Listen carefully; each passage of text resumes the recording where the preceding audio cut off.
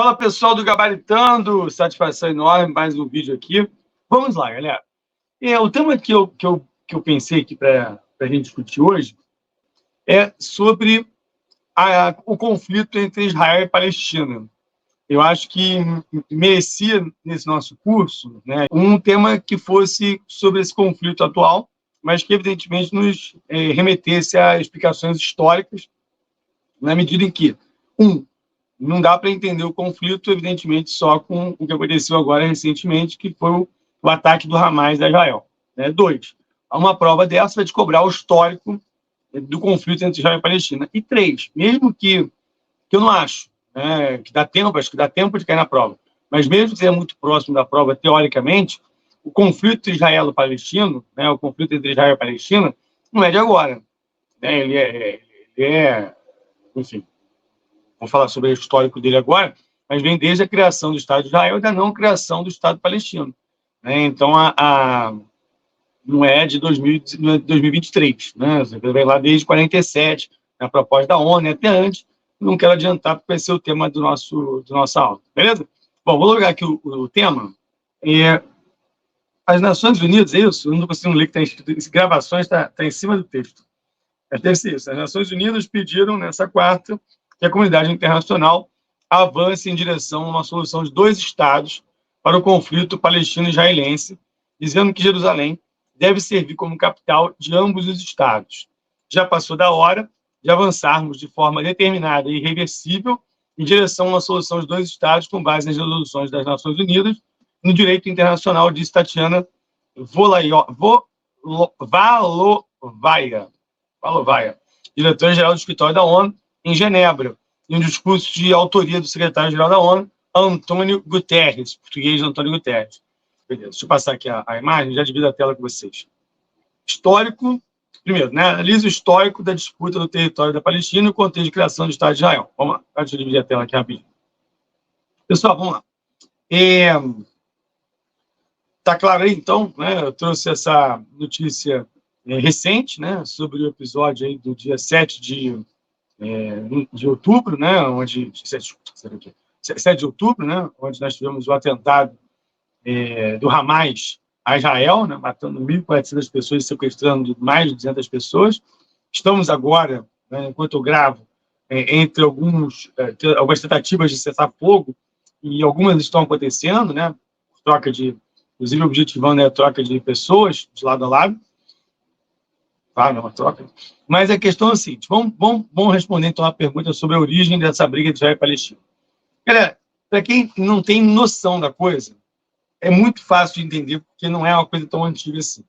É claro que, se você buscar na história, tem relações lá desde a antiguidade, né, da presença do povo hebreu, né, depois do povo judeu, junto com os árabes e tal, e que, inclusive, conviveram muito bem, árabes e judeus, durante muito tempo.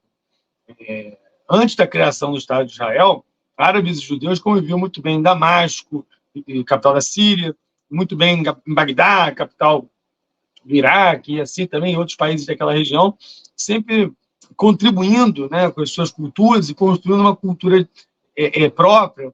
Então, sempre foram povos irmãos, né, povos primos, né, porque ambos são semitas, tanto o povo árabe quanto o povo judeu. Então, a discordância, a briga entre eles tem a ver com a criação do Estado de Israel. Uma coisa tem a ver com uma questão moderna, né? Então não é tão do passado assim. E a história é o seguinte, o Oriente Médio, só para uma informação de geografia rápida, é uma região que é destacada no mapa, que fica... O Oriente Médio que tem algumas classificações, mas a mais comum é essa sub-região da Ásia, que são os países, né, que estão destacados aí como a Arábia Saudita, Iêmen, Omã, Emirados Árabes, e aí subindo aí Israel, Líbano, Síria, né, a Palestina, que é um território que não é um país. Então, essa é a região do Oriente Médio. E nessa região aconteceu o seguinte, deixa eu mostrar aqui a imagem inicial. Isso é uma imagem da época da guerra, Primeira Guerra Mundial. Na época da Primeira Guerra Mundial, quem dominava esse território era um império muito poderoso, chamado Império Turco-Otomano. Os otomanos, eles foram talvez assim, o maior império da história em termos de duração.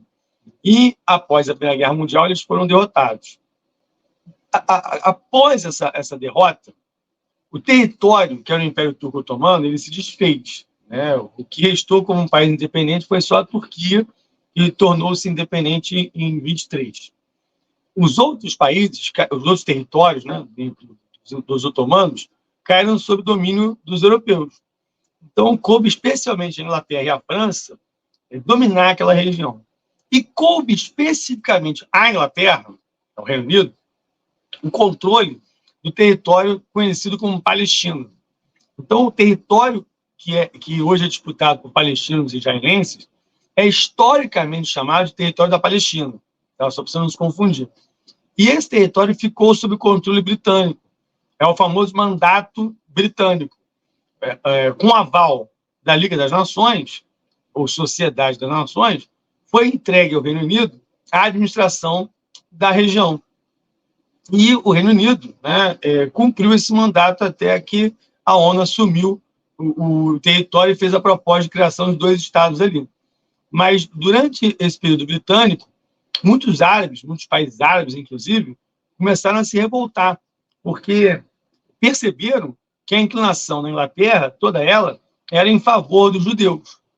Isso ficou até muito nítido no episódio que foi a Declaração Balfour. A Declaração Balfour foi que, durante a guerra, o ministro das Relações de Comércio Exteriores da Inglaterra, o Arthur Balfour, ele faz uma carta, ele emite um documento secreto, né, o Barão Rothschild, que era o chefe da comunidade judaica na Europa, né, que não dizer no mundo, né, um dos mais importantes banqueiros da época e da história. E ele manda uma carta para o Rothschild, né, ou Rothschild, depende da pronúncia, germânica ou não, é que ele diz o seguinte, não sei qual é a outra pronúncia, de onde é, mas ele diz, o Arthur Balfour diz o seguinte: se vocês, judeus, né, nos apoiem, porque assim acabar a guerra, a gente vai entregar esse território para vocês. Esse episódio, essa carta, era para ser sigilosa, mas ela acabou sendo revelada e entrou para a história como Declaração Balfour. Aquilo irritou muito os árabes, porque enquanto essa carta foi feita, os árabes estavam lutando lado a lado, junto aos ingleses e aos franceses também, claro, contra um inimigo comum, que eram os turcos otomanos. A luta era contra os turcos, o turco, né, o turcomano, ele não é árabe. O turco atual, né, o turco moderno, ele não é árabe. O árabe é um povo, o turco é outro. Então, assim, os árabes se sentiram traídos, com toda razão, pelo que aconteceu, o episódio, Declaração Balfour. Mas aquilo acabou condicionando toda uma migração de judeus que estavam espalhados pelo mundo, a diáspora, cada vez mais para aquela região, da terra onde vai ser futuramente criado o Estado de Israel. Isso foi fundamental. Mas ainda antes da criação do Estado de Israel, um outro episódio decisivo para que a comunidade internacional abraçasse a ideia de criar o Estado de Israel ali, atendendo ao movimento sionista, foi o Holocausto. O Holocausto, o extermínio de 10 milhões de pessoas, considerando aí 6 milhões de judeus, foi algo inacreditável, e que foi revelado após a Segunda Guerra Mundial nos seus detalhes, nas suas minúcias. Isso fortaleceu a ideia da criação do Estado de Israel. Bom, só um parênteses antes. Eu citei aí o movimento sionista. O movimento sionista é o movimento nacionalista judaico. É o movimento dos judeus pela criação do seu Estado. Curiosamente, o movimento sionista chegou a pensar em lugares diferentes de onde hoje é Israel para a criação do seu Estado, como, por exemplo, na Patagônia Argentina. Curiosidade. Mas acabou, então, indo lá para a região mesmo de Monte Sião, do Monte Zion, que dá nome ao movimento sionista, e vai ser justamente lá em Israel, tal, Jerusalém. Beleza? Então, esse é o antecedente. Mas a ONU vai fazer o seguinte: esse o tratado assinado por Mike Sykes e François Picot, que é justamente a partilha do Império Turco Otomano após a Primeira Guerra Mundial. Ou seja, pensava-se o que fazer com o Império Turco Otomano em 16, quando a guerra acaba em 18, aí que é dividido o território mesmo. E aí a Declaração Balfour, tá vendo? Dear Lord Rothschild, I have much pleasure, e vai embora, né?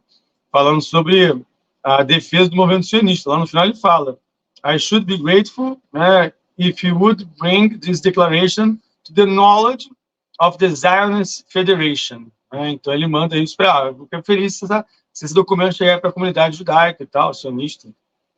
E esse é o Arthur Balfour, que é uma figura amada em Israel, super valorizada.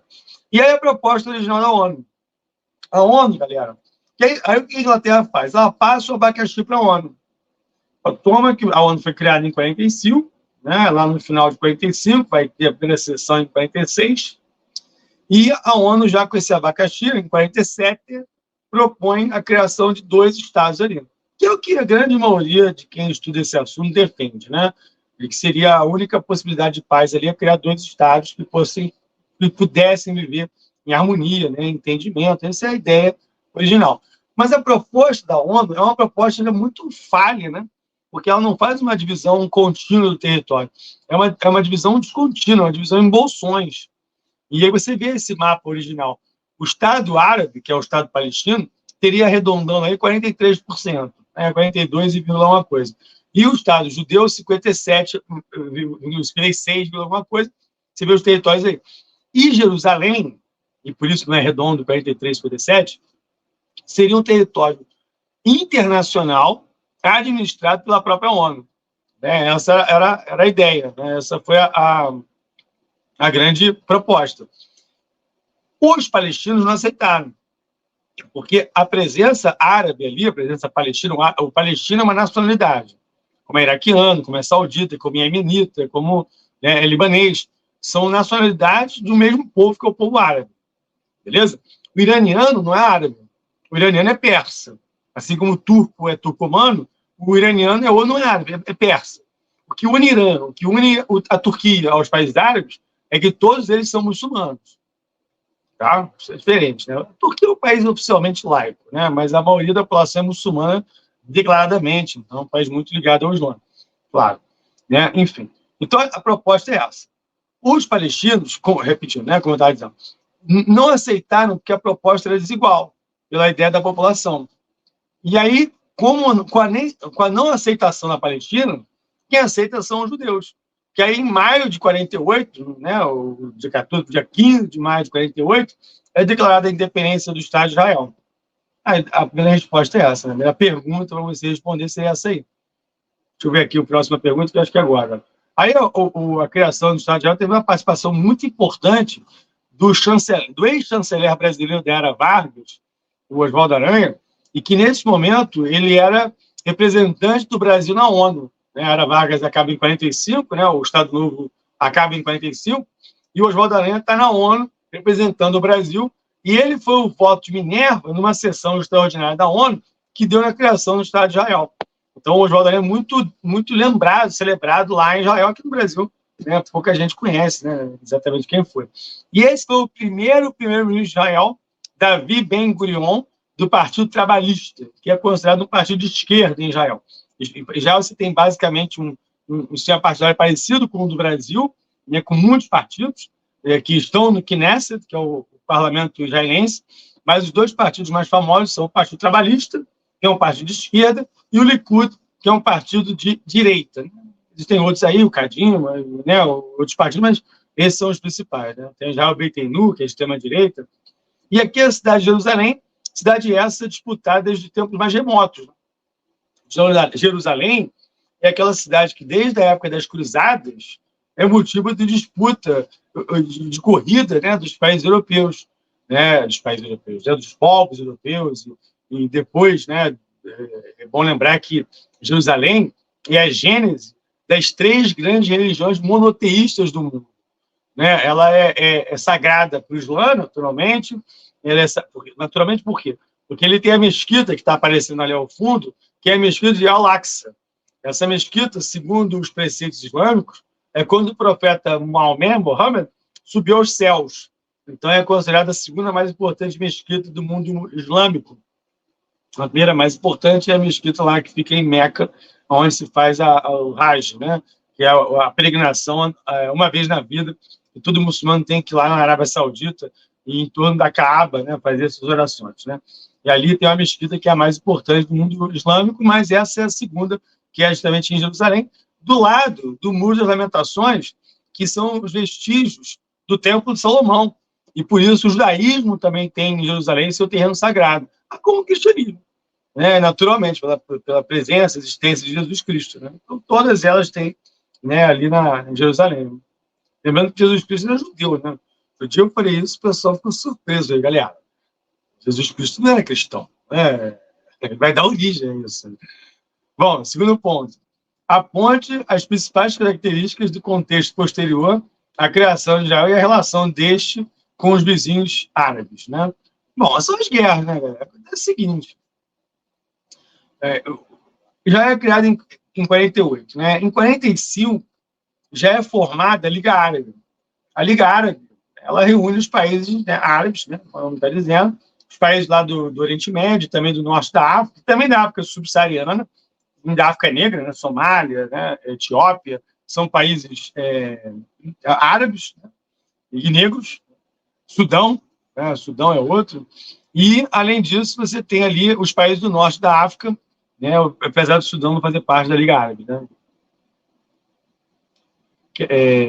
Mas você tem outros tantos países ali que fazem parte, né? Egito, estou vendo o mapa ali embaixo, estou olhando para baixo, Tunísia, né, Argélia, e vai embora.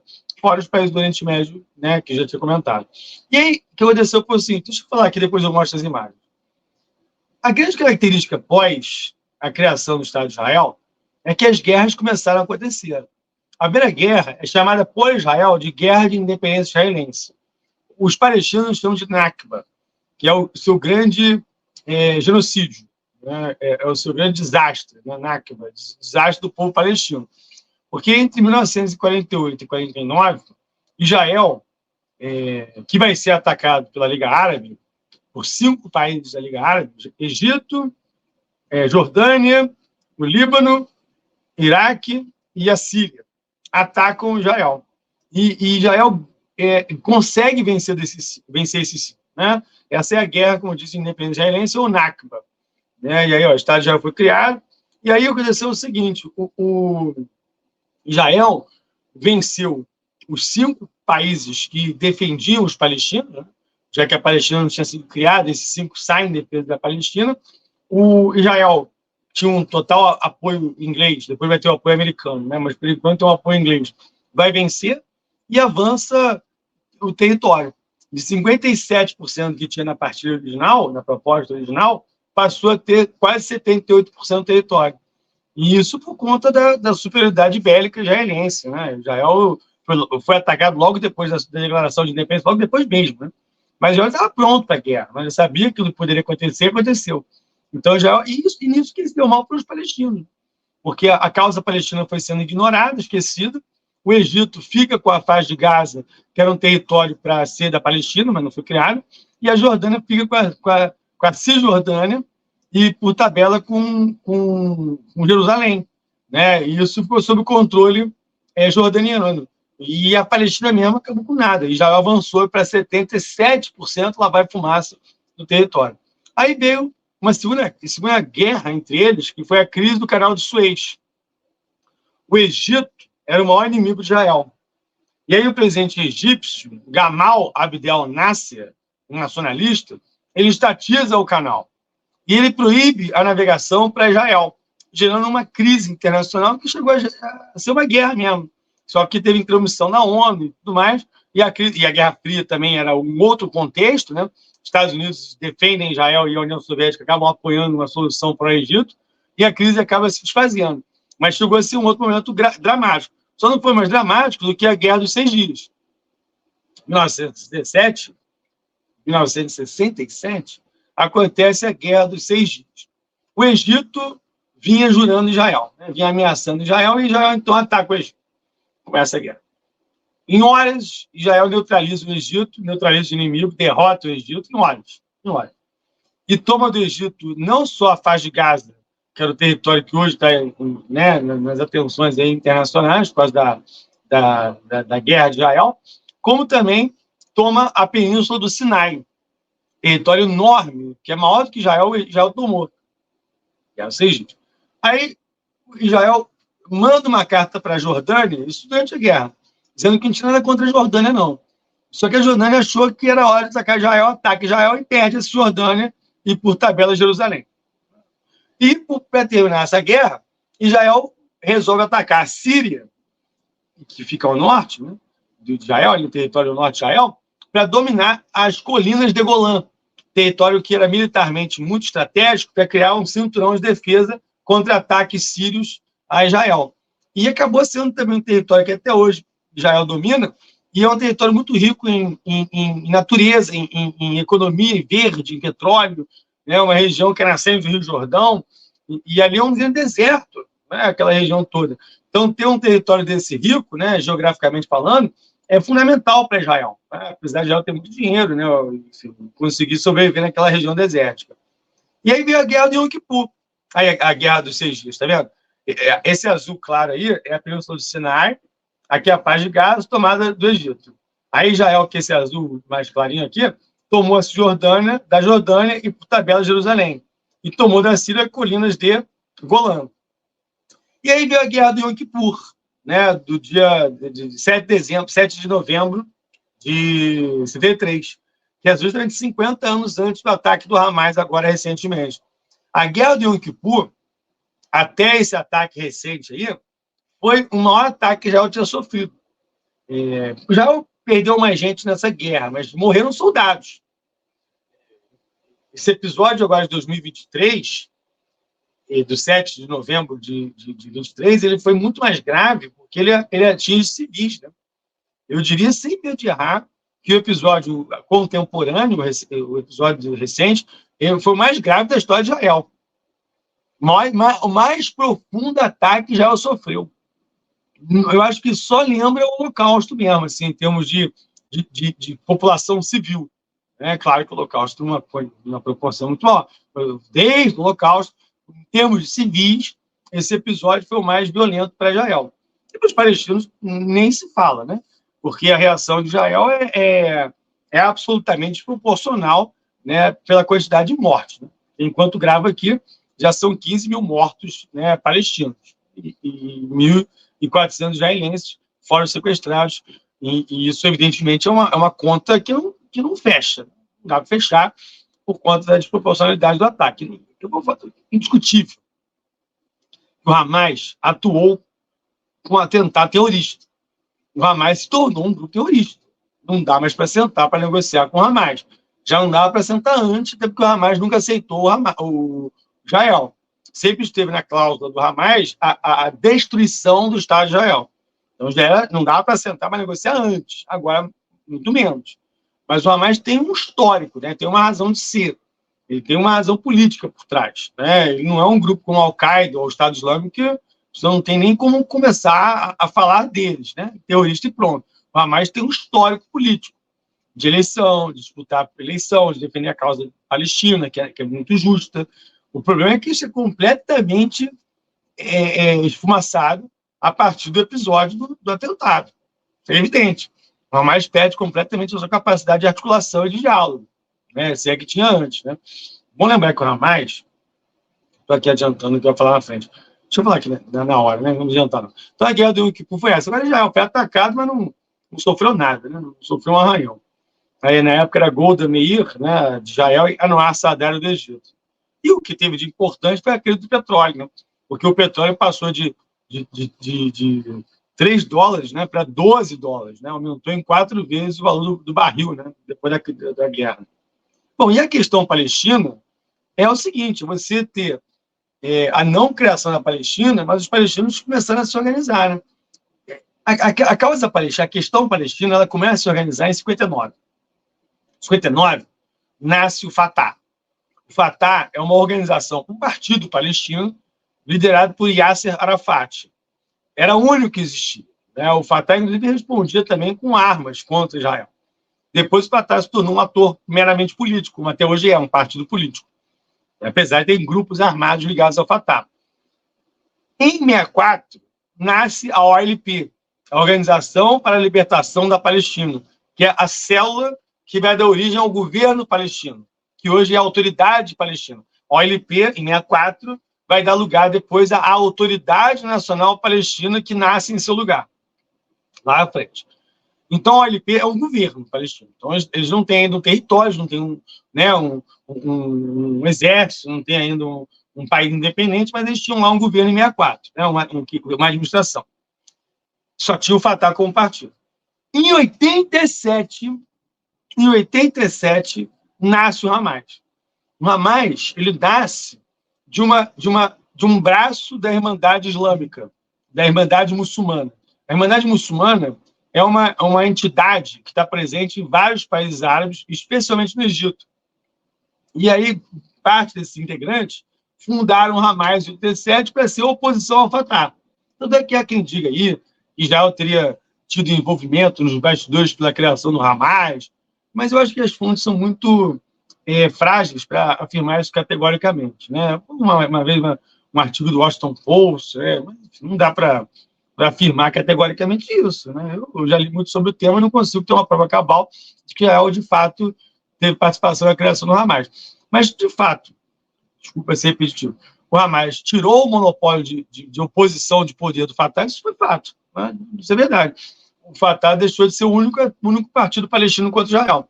E o Arafat, que é uma figura extremamente popular, uma figura muito popular, quem não lembra dele, né, não estava vivo, né, quem está vivo lembra dele, o Hamas tira essa exclusividade, né, essa força do Arafat, de alguma forma. Bom, deixa eu passar aqui. Quando é criado o Estado de Israel, e não é criado o Estado da Palestina, inicia-se a diáspora palestina. Diáspora é a palavra grega que quer dizer dispersão e que serve para qualquer povo que vive a sua dispersão, que vive o seu espalhamento. Né? Então, no caso dos palestinos, eles vêm muito na Jordânia. Né? A Jordânia é o país que mais recebe palestinos, junto com a Síria, Líbano e tal, mas a Jordânia é disparada. A Jordânia é o único país árabe que dá cidadania para os palestinos. Porque os outros têm medo de desequilibrar, né, a população. E os palestinos, eles são, em grande maioria, sunitas. E esses países árabes têm uma divisão entre sunitas, xiitas, né, outras divisões islâmicas, outras mais. E aí, se você tem uma entrada grande de sunitas, aquilo pode desequilibrar o teu país. A Jordânia lida bem com isso e dá cidadania aos palestinos. O Egito não dá. O Egito não dá cidadania aos palestinos, por exemplo. Esse é o presidente da Autoridade Nacional Palestina, líder do Fatah, o Mahmoud Abbas, conhecido como Abu Mazen. Esse é o líder do Fatah. E o Fatah, hoje, ele controla a Cisjordânia. Porque a história é o seguinte, a Palestina, hoje, são 2 territórios espaçados. Houve um acordo, que foi o acordo de Camp David, que o Egito reconhece Israel, e aí depois tem um acordo de Oslo, que estabelece que Israel vai entregar aos palestinos territórios. E aí o Israel, que na época foi liderado por Yitzhak Rabin, ele acorda com Arafat que vai entregar a Cisjordânia e a faixa de Gaza. E depois de algum tempo entregou a faixa de Gaza e a Cisjordânia parte. Né? Porque outra parte tem várias cidades israelenses dentro da Cisjordânia. Mas são territórios separados. A faixa de Gaza fica no cantinho, a Cisjordânia fica do outro lado. E como Hamas e Fatah são inimigos, são rivais, houve uma eleição, inclusive, em 2006, que ganhou o Hamas para governar os 2 territórios. Só que o Fatah não aceitou o resultado eleitoral. E aí o Hamas acabou conseguindo resistir e manter o poder na faixa de Gaza, e o Fatah, que é mais poderoso, que é mais rico, ficou controlando a Cisjordânia, como controla até hoje. Então, os palestinos se dividiram. Né? Para Israel sempre foi interessante, né, essa divisão entre eles, porque dividir para dominar, né? Aquela coisa bem de desenho animado. Né? Então, aqui, o Hamas, como eu já disse, foi criado em 17 e hoje controla a faixa de Gaza. Né? A faixa de Gaza. Aí, aquele mapa que andou rodando aí direto, agora com o pessoal comentando nas redes sociais da guerra Israel-Palestina, é um mapa verdadeiro. O marrom escuro são os judeus, né? Israel. Como Israel foi tomando território de todo mundo, né? Território geral.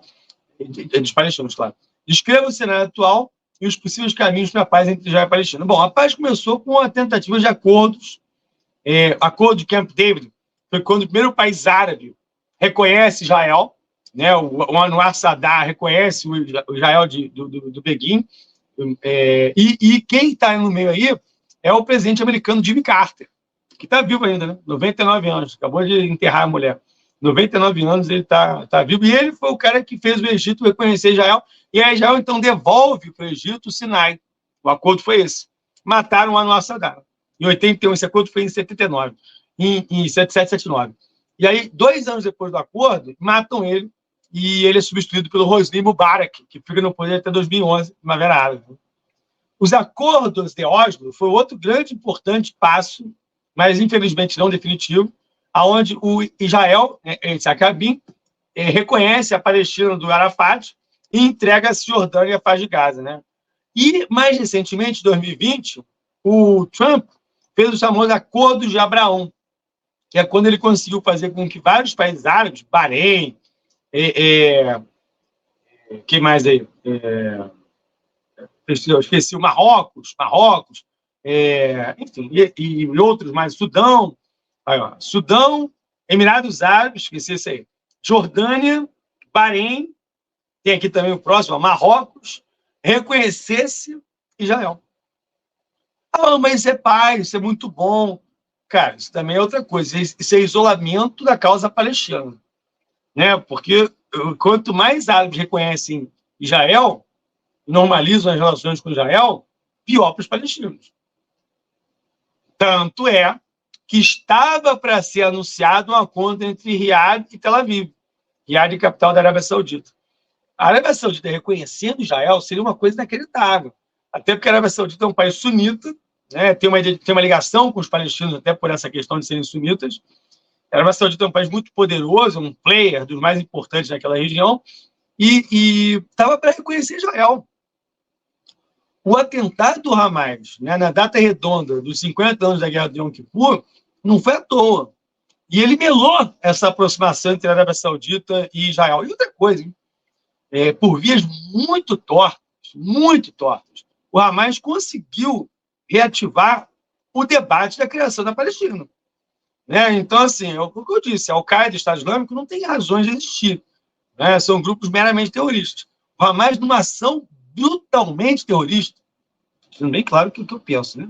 Brutalmente terrorista, ele acabou escancarando uma questão, uma discussão que estava amortecida, que estava esquecida, que estava adormecida, quer dizer, adormecida, inclusive com uma iminente acordo entre a Arábia Saudita e Israel. E aí os palestinos cada vez mais para debaixo do tapete. Era isso, né? E agora, né, com esse atentado, a coisa tende a se discutir mais. E os pontos de discussão são esses. Né? Por exemplo, Jerusalém. Palestinos e israelenses reivindicam a cidade. Né? Definir quais são as fronteiras de lado a lado. Definir a questão dos assentamentos que Israel construiu na Cisjordânia, retirá-los ali. Tirar essa cidade. Refugiados. Permitir com que os palestinos que saíram da Cisjordânia ou de Israel, a Síria, da criação de Israel, que possam voltar. Israel não admite, chama de terrorista. Que a Palestina possa ter suas forças armadas. Israel não admite que a Palestina tenha suas forças armadas. É por isso que o Hamas tem um grupo armado chamado Brigadas Al-Qassam, que foi justamente o grupo que atentou contra Israel. Não interessa. O Hamas chancelou o atentado. Não tem desculpa. Não foi a Brigada de Al-Qassam, não. Foi o Hamas que atentou contra os israelenses. Isso é indubitável, indiscutível. Beleza? E agora, né, somando-se essas questões de acordo de paz, é uma questão atual. Né? O que fazer com o Hamas, o que fazer com a faixa de Gaza após o Hamas, né? E como é que vai se dar essa guerra de guerrilha que a gente está acompanhando. Uma guerra com soldados por terra, né, invadindo a faixa de Gaza, os sistemas de túneis do Hamas, e tentando buscar os sequestrados. Então, um drama que a gente está acompanhando nesse momento. Beleza, galera? Espero ter conseguido ajudar um pouco aí, iluminar um pouco esse conhecimento sobre Israel e Palestina. Tem muito assunto, tem muito desdobramento, tem muita questão, e não caberia num vídeo só.